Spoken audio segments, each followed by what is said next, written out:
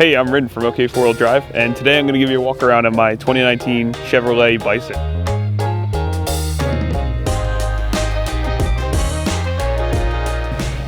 This truck off the assembly line has the full Bison AEV package, which includes the front bumper, the skid plates, the rear bumper, and the AEV badging. We added their Fairlead kit, which allows you to mount a Warren 9.5 XPS winch, which also has a solenoid box that gives you a little convenient bracket under the hood for that as well. And you can use a wireless remote. The other cool thing about this truck is it has stock DSSV shocks. So from the factory, you can run a 33-inch tire, and very soon with AEV flares, you can run a 35-inch tire. Going on the fact of OEM, this still has the OEM wheels, which will soon switch out for a set of 16s to get a larger sidewall. It has OEM sliders. In the rear seat, we have the Goose Gear seat delete system. So this is a 100% delete that removes the complete rear seat. We're able to mount a PC 1700 Odyssey battery under that, and also our circuit breaker feeding our Red Arc dual battery system.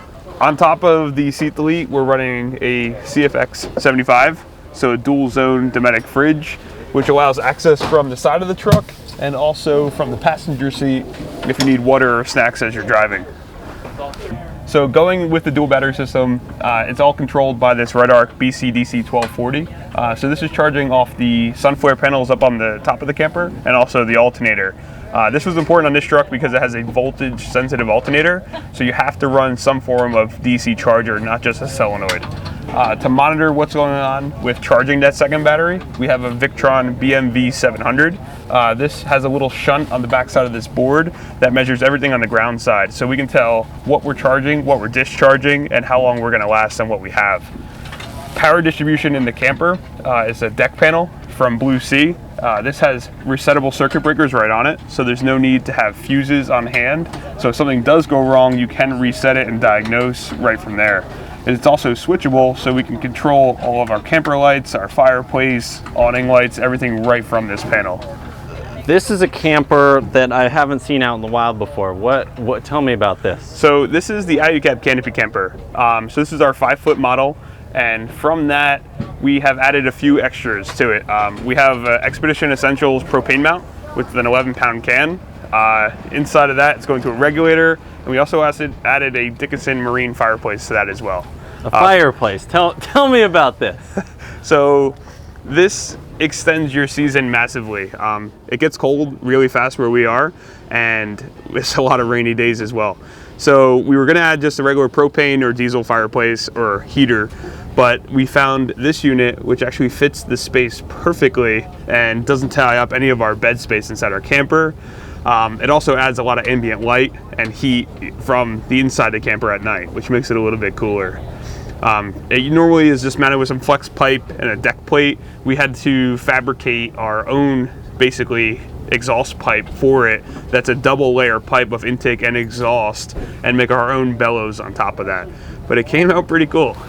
What was this type of fireplace originally intended for? Sailboats. Yeah, so it's extremely efficient. It has like a computer fan in it, so it only uses half an amp when the fan is running. You don't have to run a fan at all. And then as far as regulation, it doesn't have any pumps running. It's just a valve with a thermocoupler inside. So everything is as efficient as possible. On low, you get 11 hours per 1 pound of propane, and on high, it's 7 hours. And we have an 11-pound tank on the back, so it's a really, really long supply of heat. So for the rear door section, we ditched the traditional bags and we did kind of custom molly plates so we could mount some other accessories like Blue Ridge bags that will actually clip right to it. We have a GP Factor drop-down table for making coffee in the morning, some show banners that got closed in it.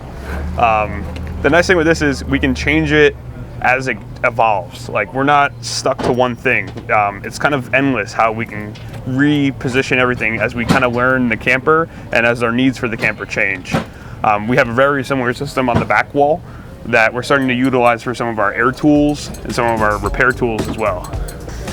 So inside the camper, expanding on being able to move things around. The camper is built with T-slots, so basically everywhere on this camper you could slide in 8mm bolts and mount a range of accessories, from bolt hangers like this to mount your stereo, to your chair, to basically any little accessories in between. Up top, we have a goose gear countertop up here for making coffee and light meals, nothing too greasy. And then your bed section just pulls down from here. This bed section is about 7.5 feet, so you can sleep easily with this part open, or if you'd like, if you have guests down below, you can pull this shut. And then mounted to this rear panel, we also have a carbon monoxide detector just to be safe with the heater. But yeah, I think that pretty much wraps up how far we've come with this truck, and we're excited to show you once we get some of the goose gear build out complete inside. Cool.